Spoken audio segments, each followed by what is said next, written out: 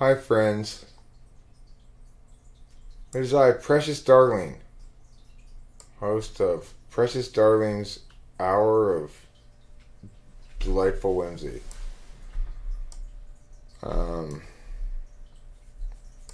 actually not named Precious Darling. I'm host Eric, as usual. Host of Talking with Famous People. And I just finished doing a lot of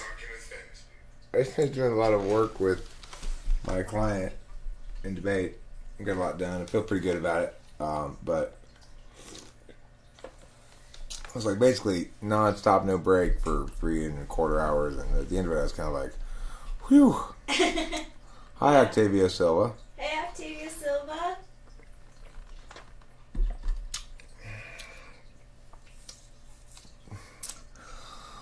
So I said to Rachel, okay, Rachel, let's go to the store. Let's go get some drinks. Let's get some cigarettes. And, of course, then I started live streaming. Because that's just kind of the stupid way I roll. It's like, as soon as I say, well, let's go do this, I immediately don't want to go do that thing right then. I want to do it later then. Yeah. It's like, not right now. That's alright. It's a weird, self-trap, Just saying the thing makes me not want to do it. Or just saying, let's go, makes me not want to do it. It's weird. I mean, well, If like is we could it get, slot? well, it's like if we could just sort of mosey out to the car talking about something else, wow, and then end up in the car and on the way there before I recognize that it's happening, then this wouldn't happen, I guess. Oh, don't worry about it. It's ridiculous that I'm not so worried. If I held you to every single... If you held me in your arms all night? We never go to sleep. It's true. If you hold me in your arms tonight, something knows yeah. If you hold me in your arms tonight... I don't know if I would be able to get all of you. I think I would. I'm not very, barrel-chested. That's true. You are youthful-chested. You could say I'm barrel-chested, but it would be a slender barrel. Yeah. I got a slender barrel of chest. I'm 2 pecks short of a bushel, as they say, in the wheat business. Eric, explain why Dom Turt loops aren't a valid theory, considering the fact that I am permanently in one, it seems. Dom Turt loops. So, I would say that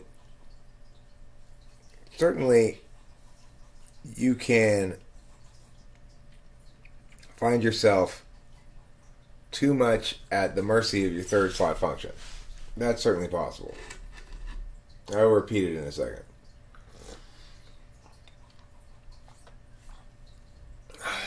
So, yeah, you can be at the mercy of your third slot. There are occasions when I have felt in my life like I was losing myself out of my consideration for other people's perspectives about me.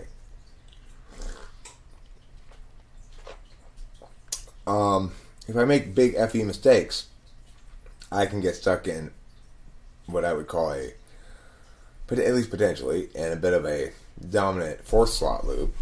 But the thing is, I'm remembering the FE failure. So, is that a Dom Turt loop, or is that a Dom inferior loop? Well, I don't think it's really either. I think it's just the reality that at that moment, I'm noticing that my knowledge is precluding me from paying attention to something else right now. In other words, like, the fact that I know that I've got to do an hour of work later or something. Like, let's say I did. I don't right now, but it's conceivable that that could have played out where at the end there, I'm like, okay, well, I'll put in another 45 minutes on this later because I want to finish doing meow, meow, meow. I didn't, but let's say I had. Well, then my experience right now would be negatively impacted to some extent by that reality. I'd be like, okay, I got to work again at meow o'clock, so I mean, it would just, I'd be aware of it, right? But the thing is, what I'm saying is that's not really any different than remembering that you made a social mistake. It's just that the ones that are social mistakes seem to hurt a lot more. So that just shows you that if I'm stuck in a memory about something that makes me cringe a lot, then it's going to be more relevant to me in terms of remembering it going forward. And so I'm going to be like, probably my 1-4 loop, quote unquote, is really just going to be an expression of myself going through the natural consequence of being upset at myself in that moment. However, if you're sort of persistently in that mode, I mean, the question I would ask Octavio is, if you say you're in your first and third, you're basically saying you're in FI-NI all the time, right?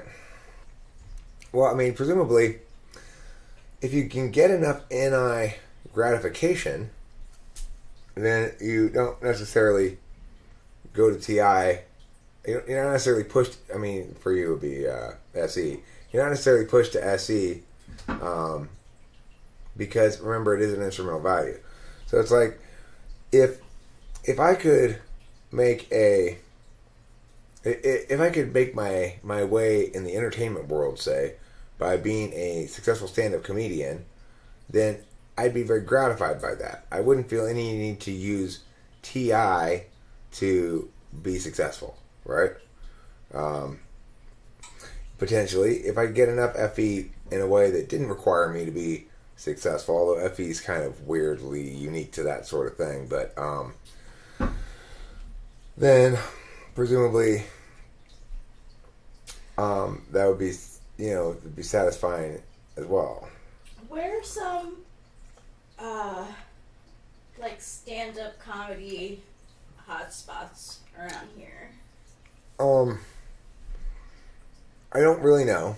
I do know of one stand-up comedy place that's in Claremont, which is eastern edge of Los Angeles County. Ah. That had, last I checked, it had I think it was a Thursday night open mic, or sort of like a show up for, they say it was open mic. Yep, that's the way to do it. Yeah. So, yeah, it's... I think you're kind of, it's like open mic, but like you go in and yet your name gets put on a list and like, right. Cool. I would like to do that. Of course, right now it seems as though gathering type activities like that still aren't happening. So,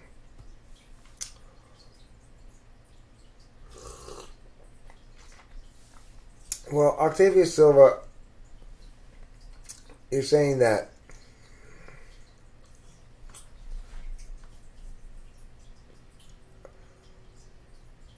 well, I would agree that it would be neglecting, in some sense, the introverted parts. But what I'm saying is, you can't really go through life without using your second function in some way, shape, or form.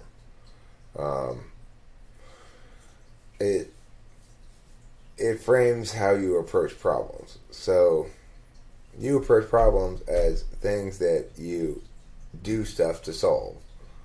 And if you're feeling like you're not being successful at doing stuff to solve problems, well, then it's like me feeling as though I'm not being...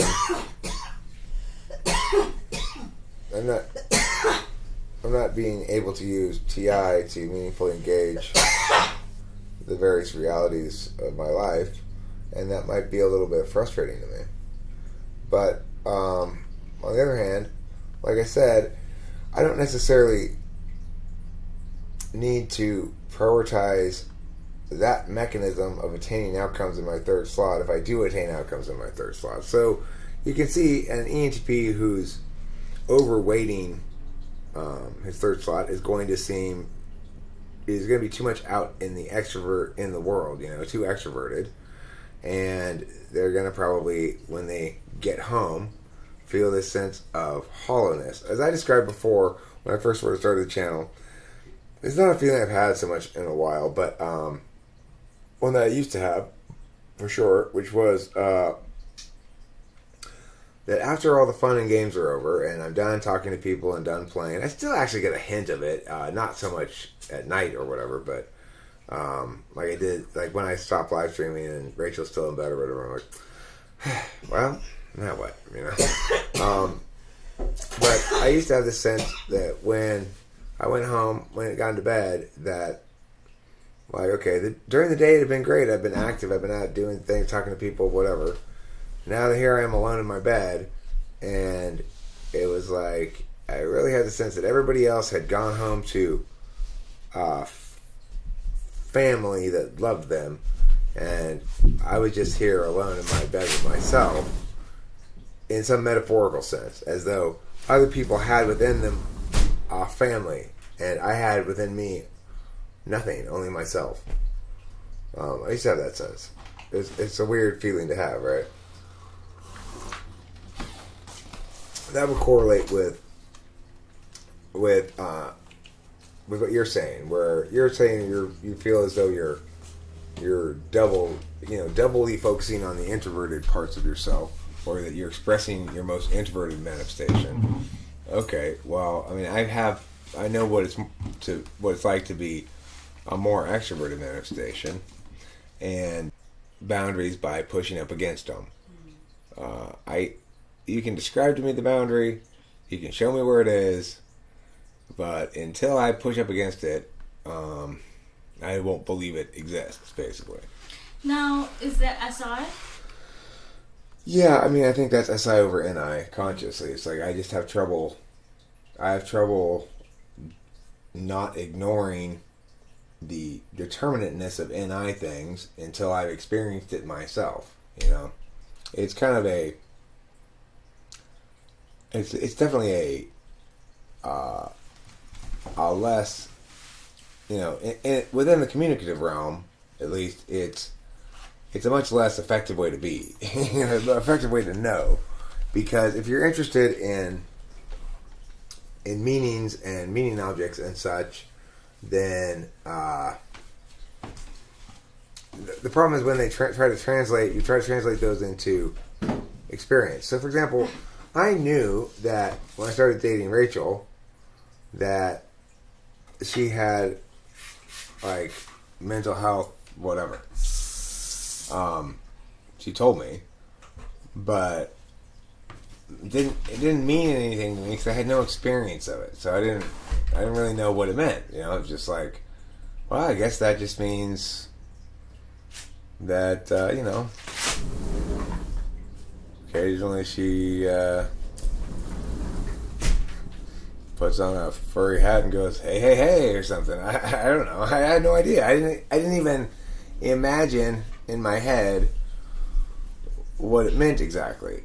And because I hadn't experienced it yet, I was just like, well, oh, you're trying to get me to know something that I haven't experienced yet? Okay, just I don't try to know things like that. Or there's kind of part of me that was like that, and then kind of part of me just didn't really think about it at all. It was just like, here's some words she's saying about, you know, things that I don't consider deal breakers. Like, she's not saying she's a crack addict. She's not saying she is a porn star or something.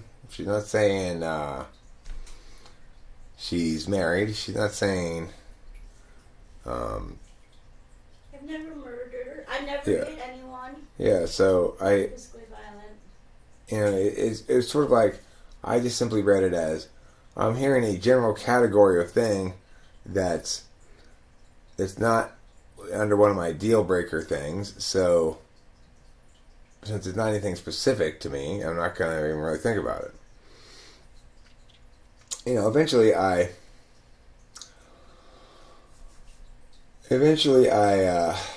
experienced it and had a more sense of what she had meant when she said it, you know.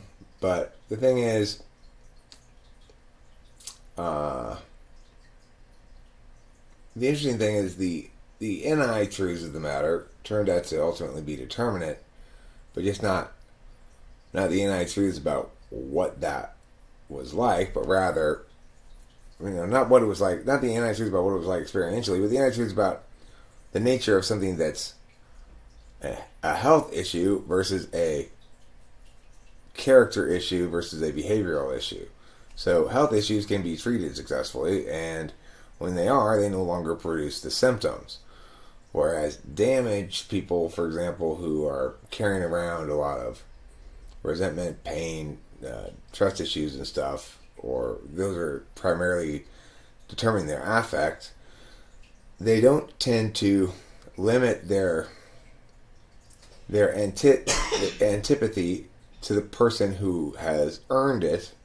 They generally confer it onto the people around them, especially the ones who are closer, as sort of stand-ins for the person who's earned their antipathy. INFJ rarely ever get angry, but when they do, they spontaneously combust.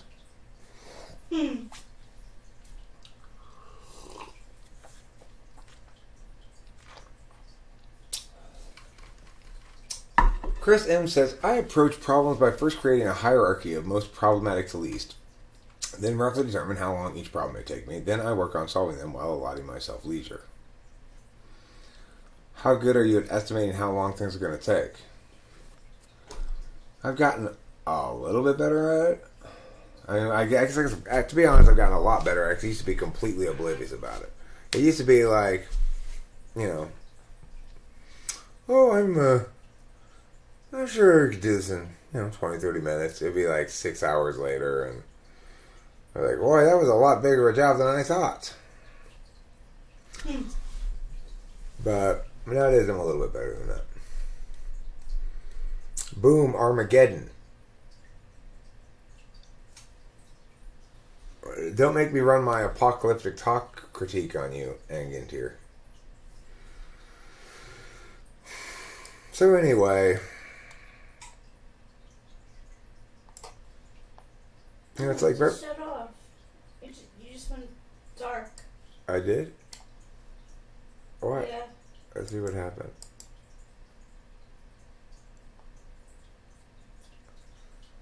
It says it's fine. Okay, you're back. Alright, cool.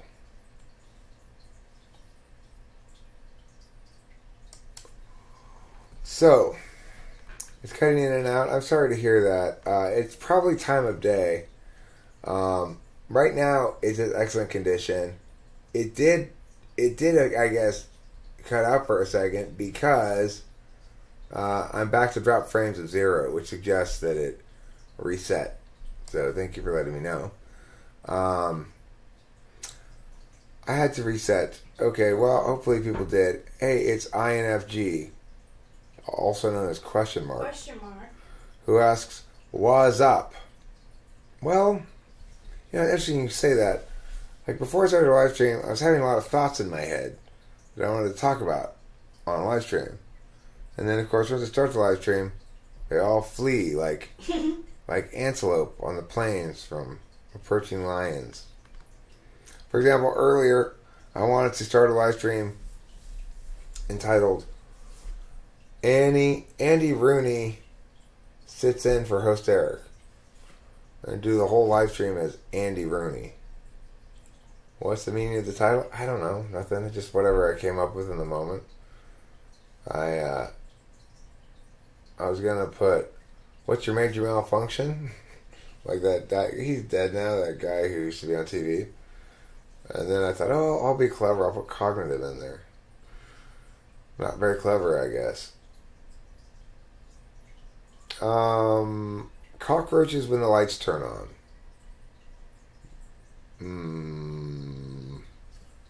What are those black dots running away from me in your kitchen? It's a Jeopardy question or what? I'm trying to get you to think about your thought process when you started the stream. Right. Well, I guess I was thinking, I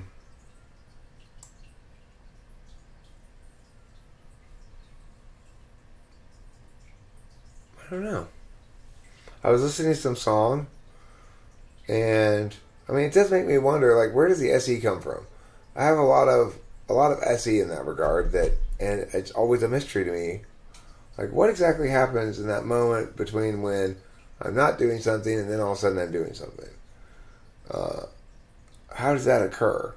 I've never been able to answer that question. It's like, it's what makes me think or extrapolate from my own experience and go, all right, probably eighth spot is the function that's the most really unconscious, but it may just be that because it's SE, physical action, that there's least meaning to be conscious about, and so I'm super accustomed to being conscious about meaning and don't get the way that that's a factor. So I don't know. Anybody else want to chime in on that experience? Who else feels as though they like, okay, not that they least get it, their eighth function, but that when they try to imagine themselves using that function, it's wily, it escapes their grasp, a sense of instances or moments when they use that function and how it came to be or whatever. Like, for example, Rachel, do you understand, like, what happens when you switch over to SI? Is it a conscious thing, or it is? So, it becomes a conscious thing. So, like, you have the experience if I say, do you remember, like, what we were talking about that one time when we were man, right? Then that may be a little bit. Do you go, and try to remember back? Mm-hmm. And okay. And how does that, like, walk me through that? What does that feel like when you're trying to go remember back and... Ooh.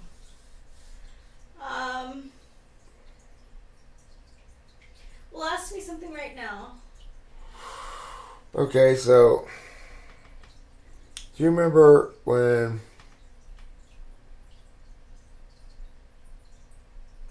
we were talking about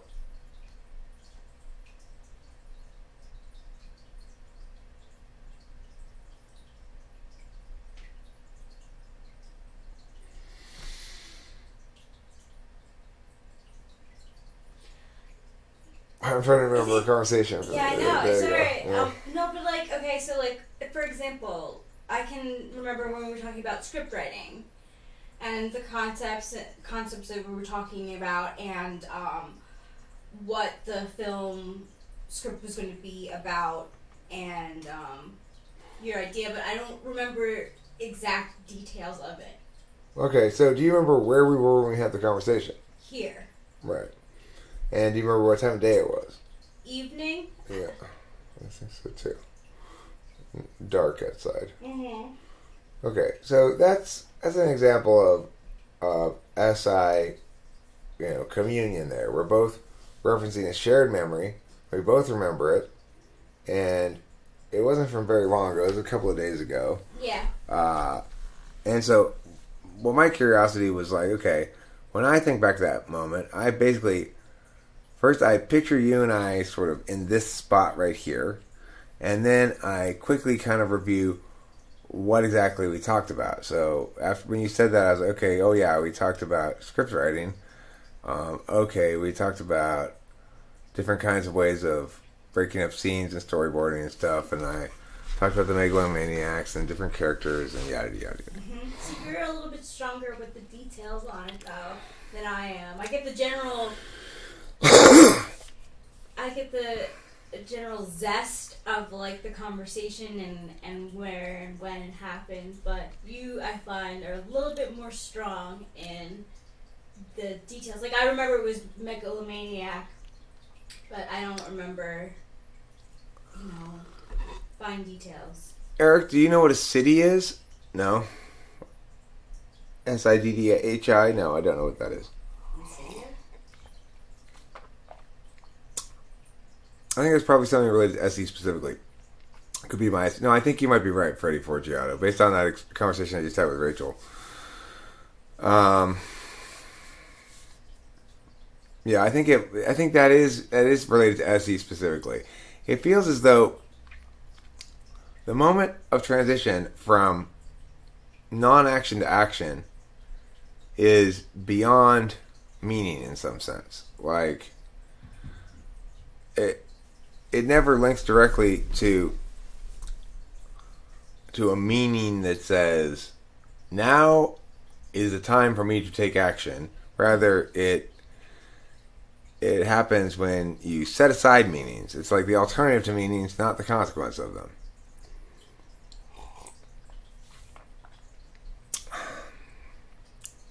I was wondering when I was making the coffee, I was envisioning you and your mom having chats in the morning. What would your mom usually chat about? I know you said stuff about, what exactly? I mean, the things I remember her chatting with me about in the morning, our conversations usually began with some sort of weather kind of thing, like weather garden stuff. Well, looks like we're gonna get some more rain, and that'll help the tomatoes. And Aww. and then maybe Mom would say, I love this time of morning. I don't remember what I would say. I'd make jokes and stuff, Who knows what I'd say as a little kid. I was still the same person as I am now, which means I probably did the majority of the talking, but I don't really remember what I was saying. It's like I was just thinking to myself, I was trying to come up with an example of Rachel and I having a conversation the other day. And I realized I was trying to come up with an example of that. What you really mean is, Eric, you primarily talking about something and Rachel listening to you. That's what you really mean, Eric. So, it's like, but the thing is, it's the case that the following thing is true. So it's her nature to receive, be in an information receipt position. She's most comfortable receiving information. She's most comfortable in an environment in which asks her mostly to receive information. And I'm most comfortable as a putter, in an environment that allows me to put information to be received, right? I'm most comfortable in that kind of environment. But the difference is, only one of us is accused of doing something bad in this. It's like, it's the person who talks too much is thought, deserving of finger wags, whereas the person who listens a lot is considered, to be respected for being a good listener. So there's an implicit bias that normatively that because the person talking is I guess asking attention of the other person, that they need to be more cautious about the matter or something. I'm not sure, but it seems fair, but also interesting. Your stomach knows when you're about to have a bong. Well, speaking of, You convinced me, Angantir. yes, It's easy to get me to smoke a bong rip. All you gotta do is basically mention marijuana a couple of times and sort of involuntarily, as if by hypnosis, I will find myself pulling a bong rip.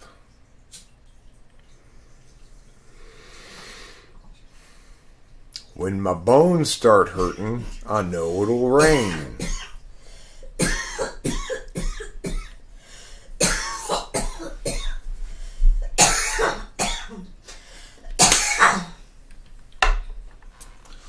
Or mood, it could be that I'm hitting your bones with a hammer.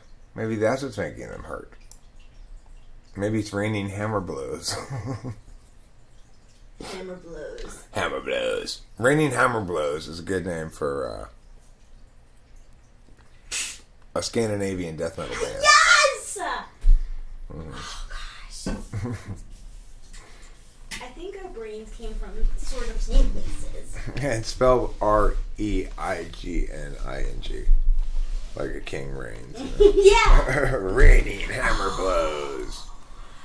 See, I'm thinking like rain. Well, I was too initially, but now I'm thinking we'll add a little bit of a pun, a double meaning in there. Okay.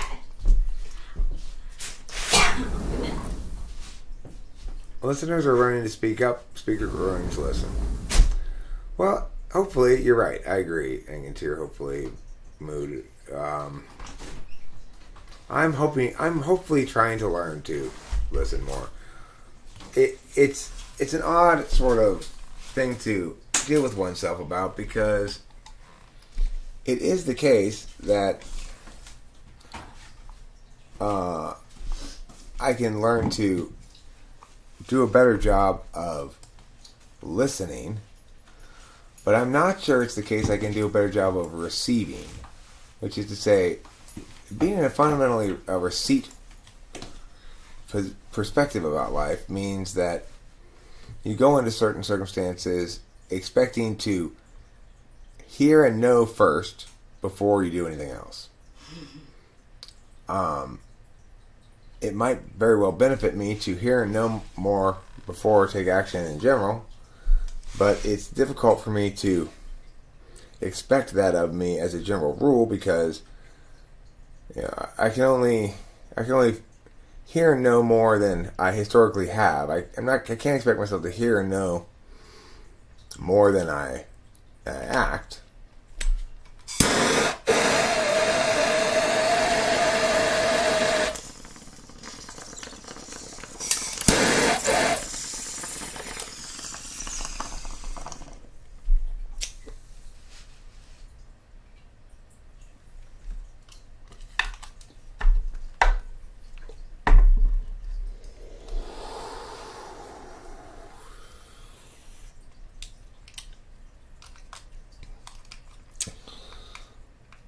Technically, silence is actually a lot cheaper than talk. I can buy, well, I guess, if you consider silence the absence of talk, now if you consider silence the absence of sound, that's a different question. But if you consider silence the absence of talk, I can easily acquire silence without having to do anything. I have to put some effort into acquiring talk. I think, objectively, talk is more expensive, quote unquote, than no talk. Yeah. I'm on Team Talk. Hallelujah. Basically, Jung was right about AION. What's that mean? What's AION? How many calories do we burn by staying silent?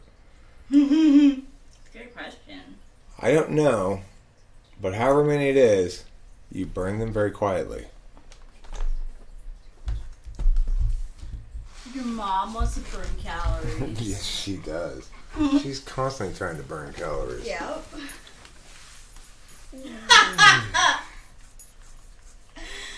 I love the way your body moves. So, thank you, darling. You're welcome. So, what I would like to do today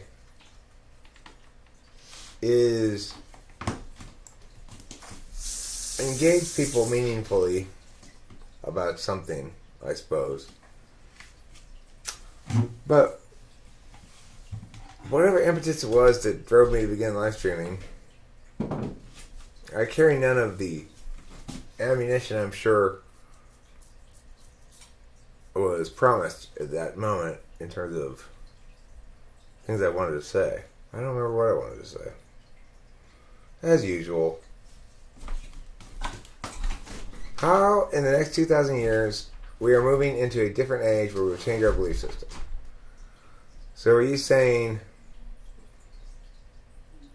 how will things change in the next 2,000 years?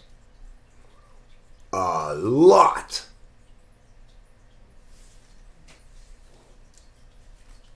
Why, are you making plans for 2,000 years from now and you want to make sure wherever it is you book a hotel room is still there? Toronto will still be there 2,000 years from now, if that's what you're looking for. Give me a specific question and I'll be able to answer it about 2,000 years from now. But that's too general a question for me to answer. You're asking for a big, broad essay. Human culture is reaching its peak. What happens after the peak? Do we become uncultured? What does it mean to become uncultured? Do we belch at the table? That's not an unmeaningful topic. 3D AR, nomad. It's I do agree that sort of looking at the progression of civilization across time is a very interesting subject matter, and I do have opinions about it. But the thing is, I don't have very much in the way of predictions about it. So what I do note is that humanity's been unable to successfully extrapolate from current trends into the future heretofore.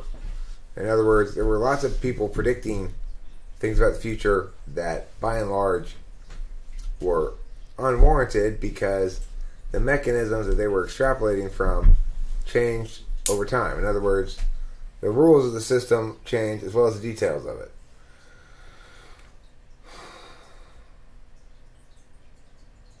Okay, well, I agree, 3DR Nomad. The 2,000 years from now is a little bit far in the future for us to be concerned, but the question of where we're going is central to the thesis, I guess, here.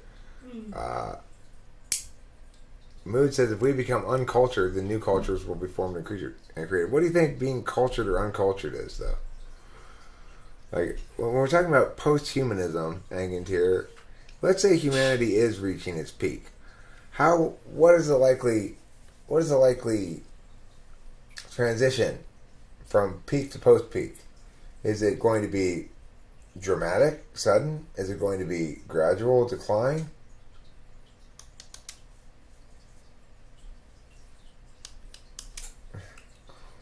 Well, it may be 2,000 years from now, 3DR Nomad, before we can stop wearing the masks. Good question. When are we going to stop wearing these masks? That's 2027. Hopefully by then everyone will forget about a bunch of bullshit this was. The thing is, I don't generally think that humanity is at its peak or nearing its peak. I think we've got quite some distance to go. To say that humanity is at its peak is to say one of two things. Either we've reached an ideal state of both individual empowerment and also a fundamental equity between people that is both manifest in processes and in outcomes, you know? If we can attain all that, then that would be clearly a more ideal state than the status quo. So, if you're saying we're at our peak, then you're saying we won't get any higher than this, and in fact, humanity is going to collapse back into barbarism or something, or slowly decline back into it, or whatever. The virus panic will be over on November 4th. Oh, is that where we're ending it? Is that It's like, why do you think that? Yeah. Is it because it's voting day? Yeah, that's what I'm wondering. Is that the first Tuesday in November?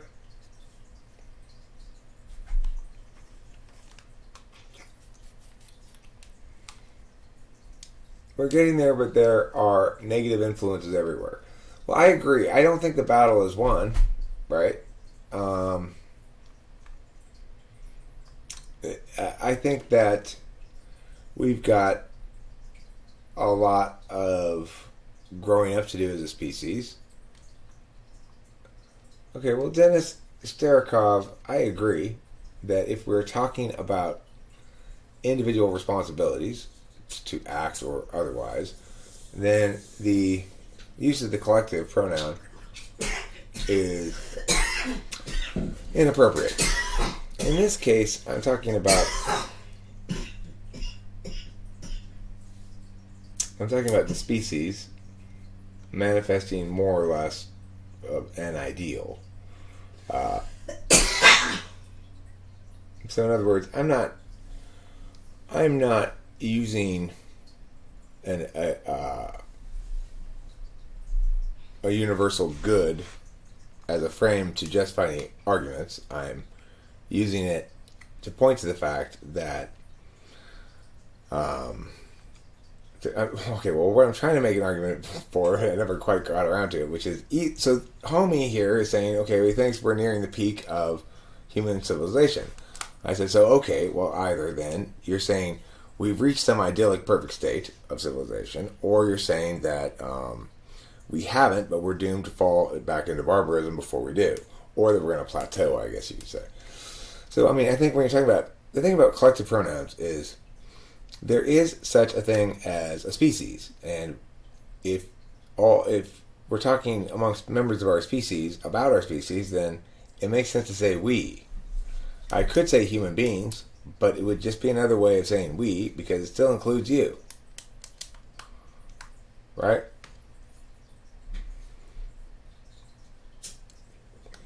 Okay, but human beings are distinct from, say, elephants, right? And we typically do group like sets with pronouns, right? Robots?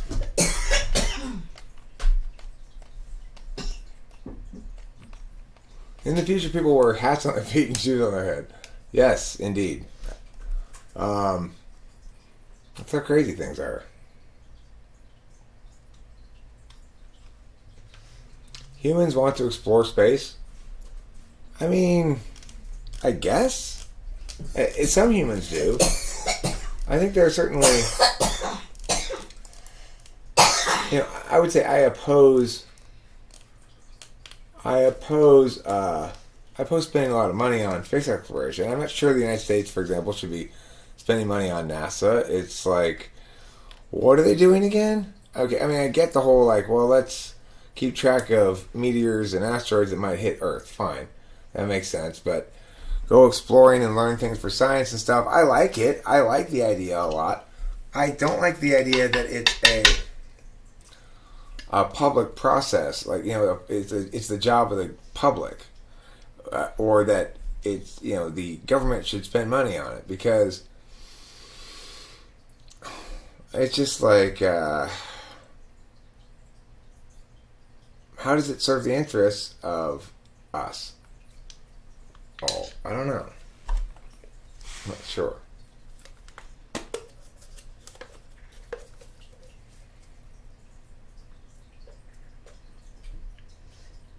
Okay, question mark. I will. How hot is your daughter? Question mark. I've been instructed to make it hotter than his daughter. So, of course, I won't be able to do that without knowing how hot. I don't even think you have a daughter, though. INFG.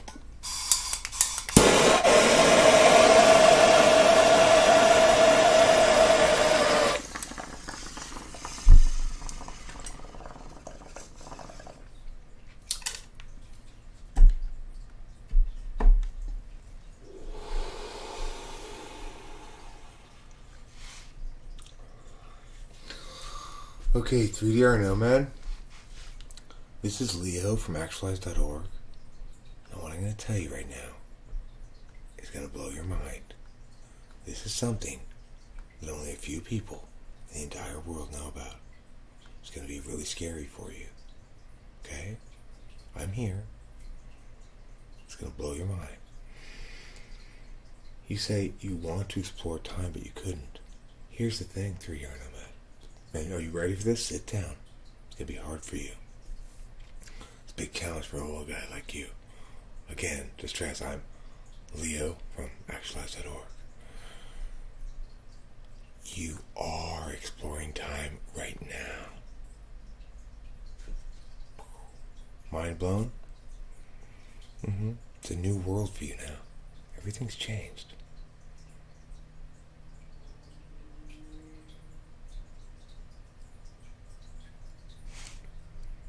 Yeah. Pretty wise of me, huh? That's what happens when all of a sudden I become, what's that word?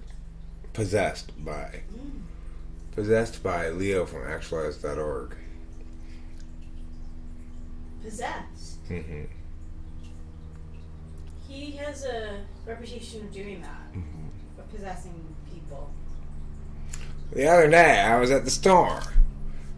And all of a sudden I was possessed by Leo from Actualize.org. Oh, you're gonna do it that way, huh? I'm Andy Rooney. Thanks, Andy.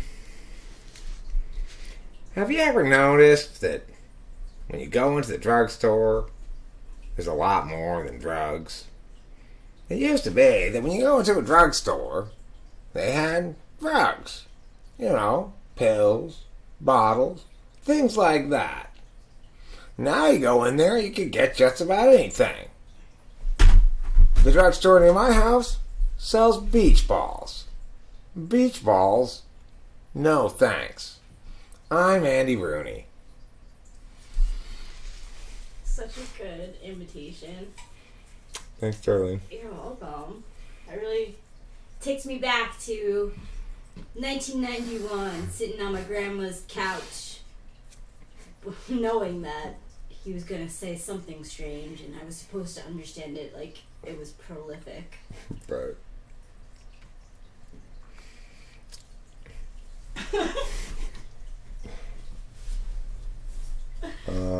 You know, like, have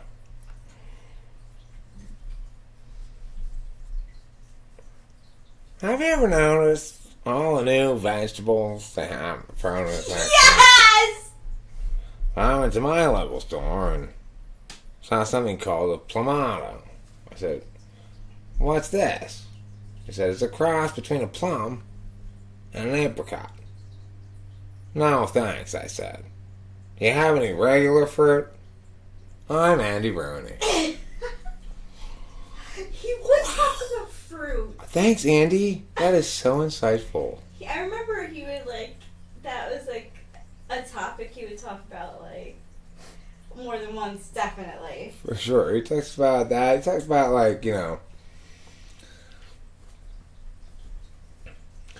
I had to rent a car the other day when I traveled down to Pittsburgh. I got in and tried to put my seatbelt on. Couldn't figure out how to do it. Turns out you have to turn the car on. Then it puts your seatbelt on for you. Back in my day, a person could put on his own seatbelt. I don't like it this way. I'm Andy Rooney. Thanks, Andy. Andy doesn't like change. That's what they should have called his things, you know. You should have had a whole series of books called Andy Doesn't Like Change. Andy doesn't like change, yeah.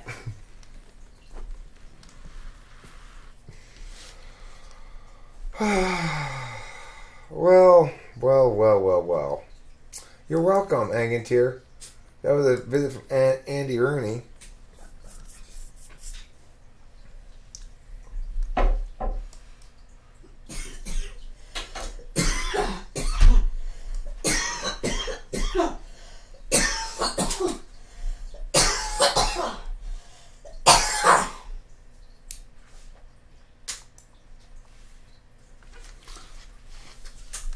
Don't you hate it when you wake up and there are a bunch of she-males in your bed? And you're like, where did all these she-males come from? Back in my day, people were either males or females. Now I wake up with a bunch of she-males. I don't like that. I'm Andy Rooney. Thanks, Andy. I want Andy to stop in periodically and share with us his old-timey wisdoms. In the future, the world will be divided among warring master races of INTPs and INTJs that have subjugated. INTPs have subjugated?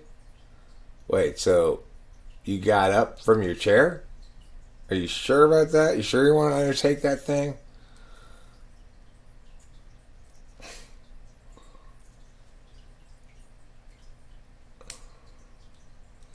Bigger question is why explore space so eagerly? I mean, I don't think we're exploring it any more eagerly now than we ever have, since we've developed the capacity to go there. We're probably exploring it a lot less eagerly than we did in the 60s. Mm-hmm. Have we neglected our planet so much that we now need substitutions? I mean, come on. We're not going to get on a substitute planet. Who the hell is going to survive a trip to a substitute planet? It's like, okay, the technology we have can't even possibly consider getting us to any meaningfully livable planet unless we all want to live at 53 kilometers above the surface of Venus, where it is apparently quite comfortable. It's 60 to 100 degrees, and the atmosphere is nitrogen and oxygen.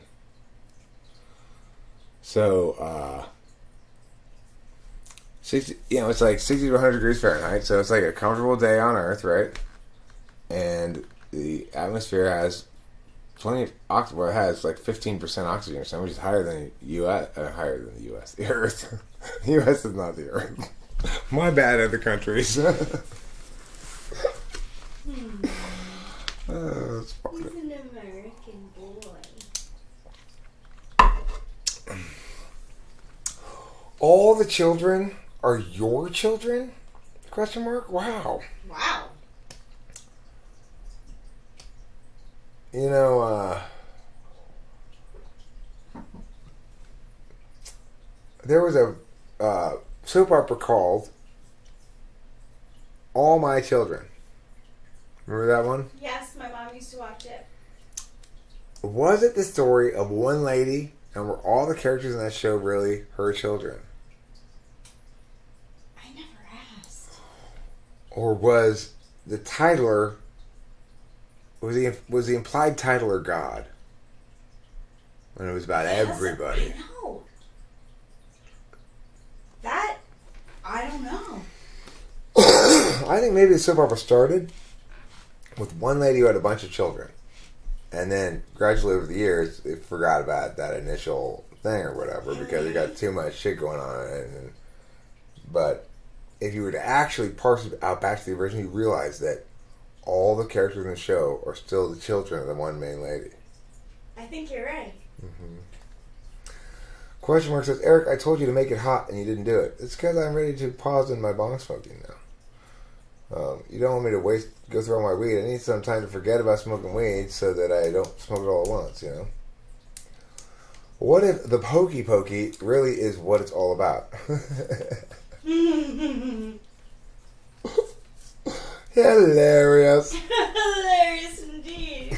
Who said that? Sean. He's crediting some ENTP. He said probably. You didn't make it up? That's hilarious. Yeah, it is.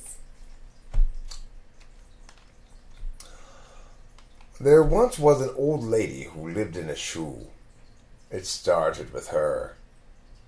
She had lots and lots of children. And then ABC approached her about a reality show. How much validity do I think there is to Vultology? I mean, I don't think it's a valid way to justify a certain conclusion about a type. Because it doesn't link to anything. I mean, the only thing you could do is potentially check to see that the typer is consistently applying what they say is their own metric.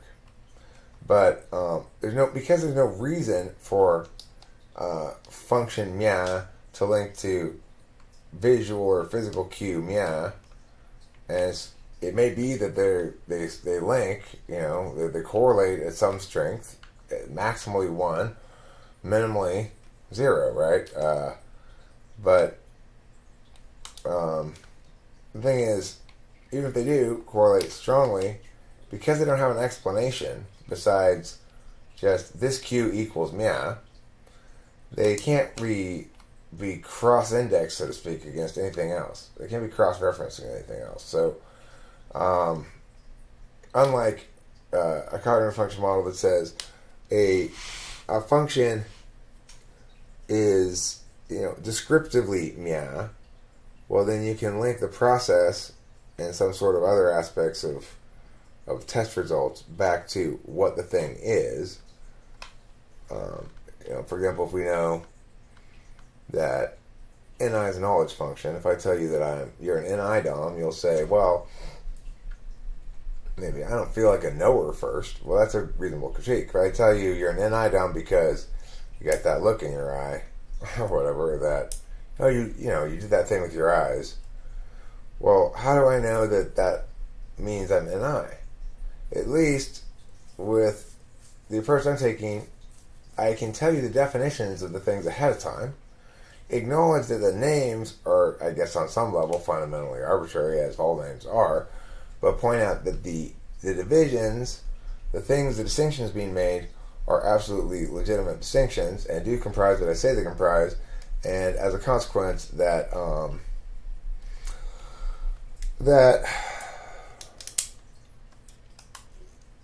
you can cross-check against myself, so to speak, you know?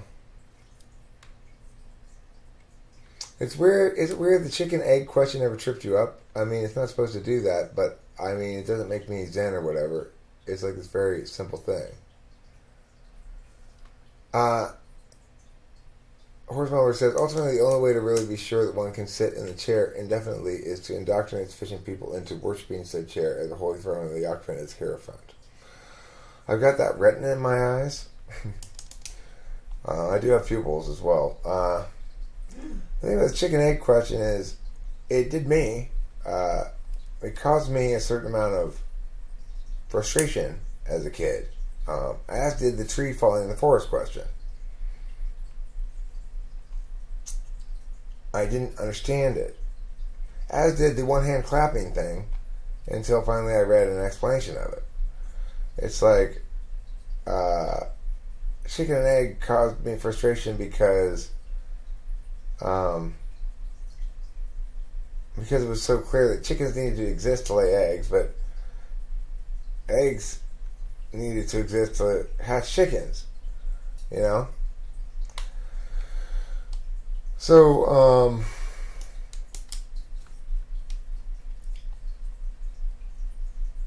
it caused me a fair amount of distress, Sean. I'm glad you brought it up. Interesting thing to bring up. I just feel so entitled to know if the first chicken is considered the one that hatched from an egg, or if the first chicken is the one that laid an egg, and I know the first chicken can't have both. Well, the thing is, it's a fundamental question to the point of how do circular processes, like a species that reproduces always members of itself for generations and generations and generations and generations and generations, all the same way, how did it get into that circle, right?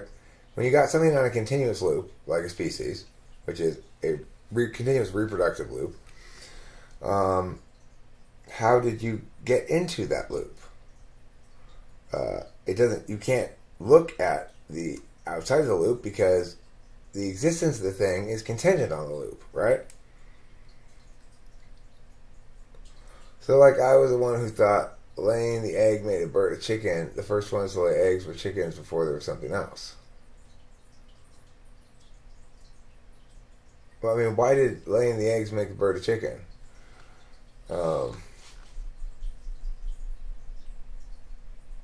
Is anyone else having a strange flicker thing happening right now? That was happening with mine. I didn't know if it was just me or not.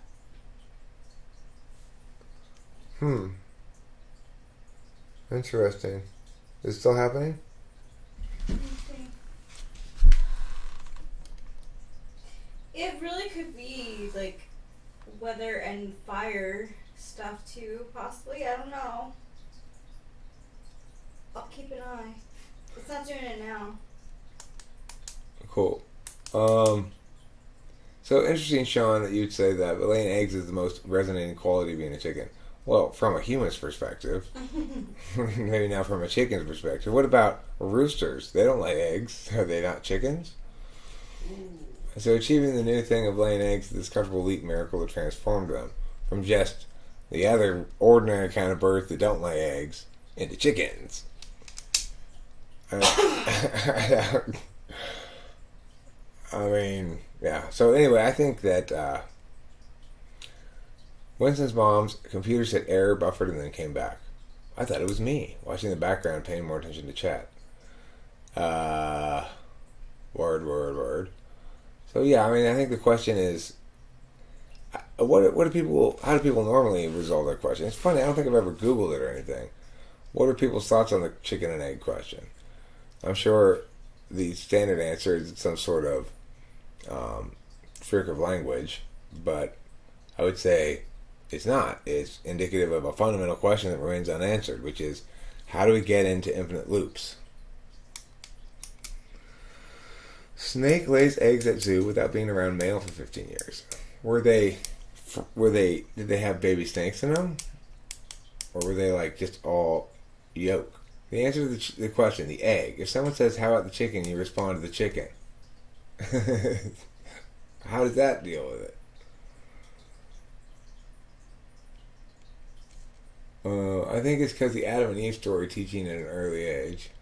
I just feel so entitled to know if the first chicken is considered the one that hatched from an egg, or if the first chicken is the one that laid an egg. Well, I mean, the thing is, that's true. The first chicken can't have both. That's a weird way of thinking about it. It's such a strange way of thinking about it. Laying the egg, it's like, so achieving the. My comfort on assuming is something I learned is not supposed to be a good quality. Not, it's like without infinite loops, infinite look at people other ways because people get in loops. I'm not saying it's bad quality or not. I'm just saying you bring up a very good question here in general, which is, what do we do with things that are loops, and we were not around to see how they came to be loops. We can make our own infinite loops, so we know that, like, I could do that with code, right? I can't do it in the real world. That would be the equivalent of perpetual motion, but I can certainly do it in code, make a program that just goes around and around and around and around and around and around. So we know how those come to be, but it doesn't really inform us very much about how the biological equivalent of code that goes round and round and round, which is to say basically a species. If you think about a species as something filling, say, a web browser page with some sort of like really old school kind of like animation that goes around, like like they used to do on like Apple IIe or something, right? Just a very simple, repetitious kind of thing. Well, you think about that as being that a species fills that thing, right? That the species will fill up as much of the browser page as is afforded space by the ecosystem per se. And that can change over time, but it always stays in that browser page. So that's population fluctuations within a species are represented as how much of that browser space the repeating thing takes up. Okay, so it's like we want to know, like inside of that loop, right? There's a process, let's say in this program, of two elements, two digital bits, little squiggly lines on the screen, come together, and then out of them comes a little circle that eventually becomes another squiggly bit, right? However, if the amount of space for the squiggly bits gets too constrained, then they start to die at a more rapid rate. So this represents basically the process of a species, right?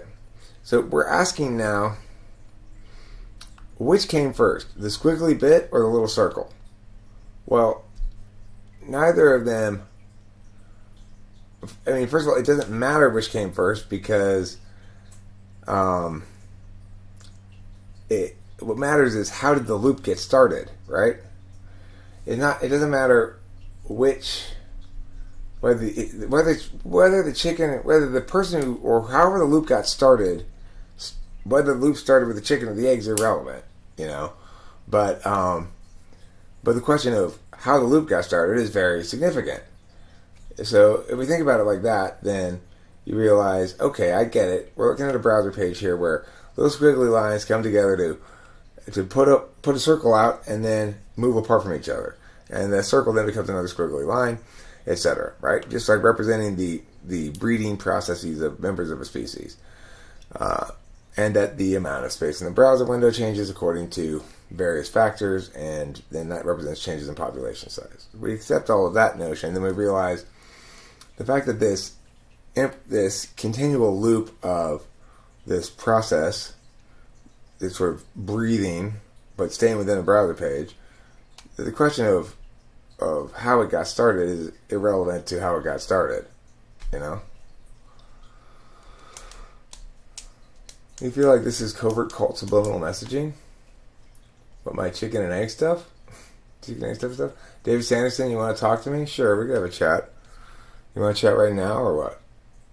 I'm about ready to end the stream anyway. Rachel and I need to go to the store, get some dinner someplace and so forth. I'll chat with you real quick before I split hockey. You want to talk to me in autonomy? Come talk to me in autonomy. Neil deGrasse Tyson. Which came first, the chicken or the egg? The egg, laid by a bird that was not a chicken. And why do you conclude that? Or just because evolution necessarily is?